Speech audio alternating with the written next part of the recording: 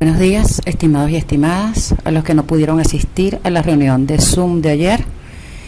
Le vamos a presentar lo correspondiente a nuestra práctica número 2, que es la teoría del ciclo social de Pravat Ranjan Sarkar. Les habla Cristian Dupuy, profesora de la Universidad Bolivariana de Venezuela. Si nosotros visualizamos o imaginamos la teoría de Pravat como una edificación, pudiéramos entender que ésta se sostiene sobre dos pilares fundamentales. Una es la filosofía del neohumanismo y otra es la teoría del ciclo social. En Occidente entendemos las clases sociales desde la sociología como clase alta, media y baja. Estos son estratificaciones sociales, dependiendo del nivel de ingreso de cada una de las clases. La teoría marxista, por su parte, nos presenta las clases sociales como burguesía y proletariado. Burguesía como los medios, o sea, como los dueños de los medios de producción, y proletariado como la clase obrera o la mano de obra explotada. Sarkar hizo una observación sistemática de todos los seres humanos y su interrelación con su entorno natural y social. Desde esta observación, Pravat Ranjan Sarkar nos muestra o nos presenta una clasificación diferente de las clases sociales, a los cuales él denomina varnas. Varnas es una palabra en sánscrito que significa colores mentales.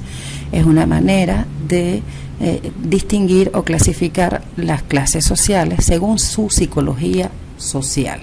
En tal sentido, tenemos 4 clases sociales que son los shudras, y son los trabajadores identificados con el color negro, los kshatriyas, que son los guerreros identificados con el color rojo, los vipras, que son los intelectuales identificados con el color blanco, y los vaishyas, que son los empresarios identificados con el color amarillo. Pravat Ranjan Sarkar nos hace una caracterización de estas 4 clases sociales, pero no debe ser objetos de juicio, puesto que salen a relucir o salen en el tapete las características tanto positivas como negativas de todas estos colores mentales o varnas. Estos 4 varnas o colores mentales nos dan a comprender arquetipos sociales o esquemas mentales colectivos, esquemas mentales aceptados o avalados socialmente, que han dominado a las sociedades. Los 4 varnas de Sarkar no describen la psicología individual de los seres humanos, son caracterizaciones de los esquemas mentales compartidos. En este gráfico se presenta el ciclo social de Sarkar. Vemos cómo un varna evoluciona a otro varna y completa el ciclo. Esto es la evolución natural del ciclo social de Sarkar. Es importante destacar que cada varna, en el transcurso de la evolución social, va tomando el dominio absoluto sobre los otros varnas. Sarkar lo llama era, sistema o sociedad al periodo en que un varna tiene el dominio sobre los otros. Por lo tanto, se denomina era shudra o sistema shudra o sociedad shudra para entender la dominación de este color mental. Es importante también señalar que el varna dominante va explotando a los varnas anteriores. Los 4 varnas o esquemas mentales compartidos han coexistido al mismo tiempo en las diferentes civilizaciones humanas, como lo vemos en el círculo 1, que cada punto de color es un varna diferente. El círculo 1 nos presenta una sociedad donde convivimos todos los varnas. Sin embargo, el círculo 2 nos muestra que siempre hay un varna dominante socialmente. Esto quiere decir que ese varna que domina tiene el absoluto poder político y económico de las sociedades. El primer varna son los shudras, ellos son los trabajadores, se identifican con el color negro y ellos dominan la sociedad en la etapa embrionaria de la humanidad, en las comunidades primitivas. El shudra se relaciona con el medio ambiente a través de lo físico, lo burdo de la materia. Es decir, a este varna le correspondió, digamos, por así decirlo, fundar la humanidad. Y es posible que se haya enfrentado a un entorno bastante hostil, por lo que el shudra desarrolló naturalmente la fuerza física para relacionarse con el mundo. Su motivación es la supervivencia a través de la fuerza física. Ellos acumulan comida y se garantiza su propia seguridad. Había dicho que los Shudras se relacionan con el mundo a través de la materia, de todo lo que es lo físico, lo material, lo burdo. Por lo tanto, ellos tienen una mentalidad bastante básica y bastante elemental. Ellos solamente procuran los placeres crudos, lo que tenga que ver con el contacto físico. Por ejemplo, la familia eran grupos establecidos para la sobrevivencia.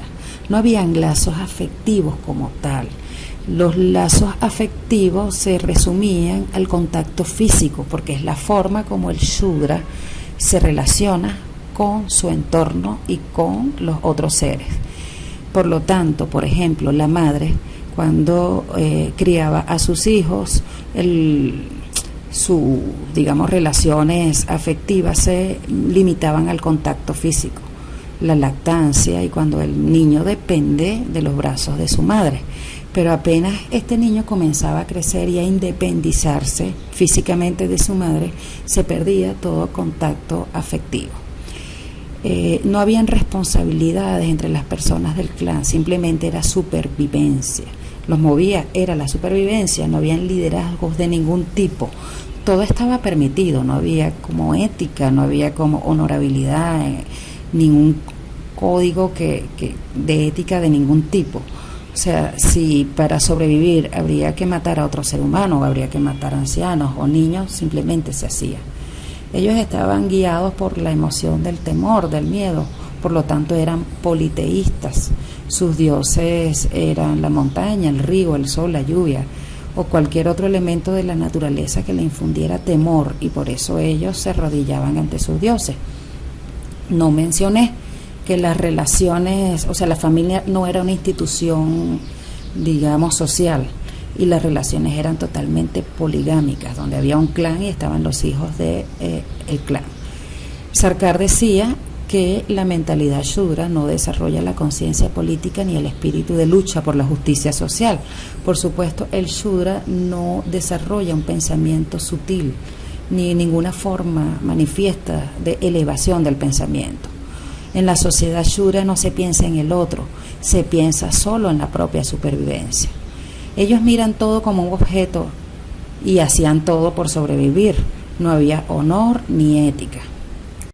Ya hemos descrito la sociedad Shudra, en su periodo de dominación, en la etapa primigenia de la humanidad.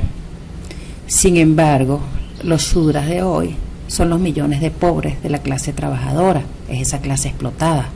Son las grandes masas, tanto de mano de obra explotada, pero también son parte de la gran masa consumidora. Como los Shudras tienen, los Shudras con mentalidad Shudra, tienen un pensamiento muy básico. Sarkar dice que si, por ejemplo, a un Shudra le aumentan el salario, él lo que hace es consumir, porque es una masa consumidora. Ellos son fácilmente influenciables, porque recordemos que no tienen liderazgo y tienen una mentalidad bastante débil. En ese sentido, el maestro dice que esta clase vive de acuerdo a las tendencias de la psicología colectiva dominante. Esta clase refleja en esencia la psicología de la masa. Recordemos el poema de Galeano, Los Nadies, ¿no? Los Shudras serían esos nadies que refleja Eduardo Galeano. Una de las fortalezas de los Shudras es que son una gran mayoría numérica, actúan en bloques, en masa, son la masa perfecta como blanco para objeto, para el consumo, para ser arrastrados a, ¿ok? Ellos se guían por la psicología del temor, ya lo habíamos dicho, es un temor por sobrevivir, procuran sus bienes materiales. Si antes habíamos visto en la etapa embrionaria de la humanidad como ellos hacían todo para sobrevivir, en la época actual aquí colocamos una foto de las compras nerviosas. Esas compras nerviosas en masa es un claro ejemplo que todavía hay personas Shudras con mentalidad Shudra. Son fácilmente arrastrados por las ideologías y campañas electorales, aunque no las entiendan. Aunque un shura no comprenda el objeto por el cual está siendo arrastrado, Sarkar dice que su nivel de comprensión es básico y limitado. Los shuras se cuentan por cifras. Haciendo un balance de los aspectos positivos y negativos de los shuras, tenemos que los shuras son trabajadores. Ellos trabajan duro para sobrevivir y eso es un aspecto muy positivo, porque vamos a ver más adelante cómo otros varnas se ganan los medios físicos a través de la explotación de otros.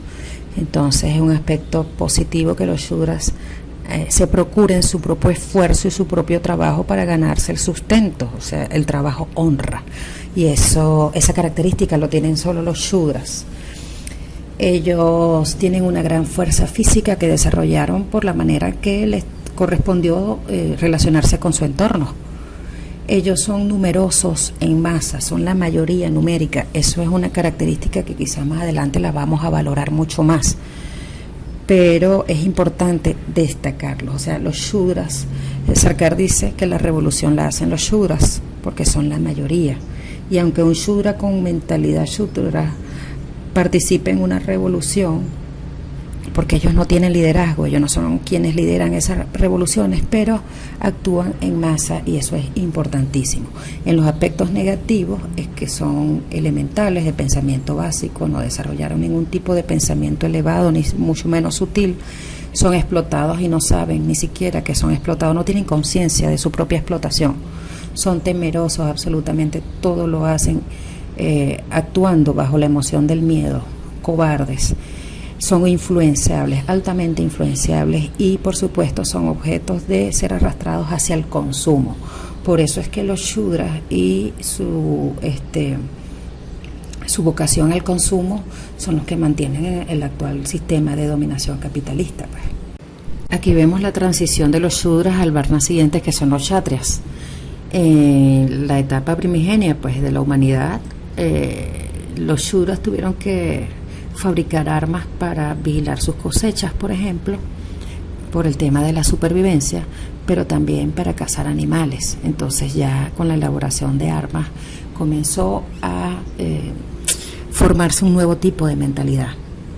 Con el tiempo los kshatriyas convirtieron a los shudras en verdaderas máquinas de trabajo para lograr sus fines de conquista, y así los kshatriyas se erigieron con todo el poder y el dominio social, explotando, por supuesto, a los shudras, que eran la mayoría, por su debilidad mental.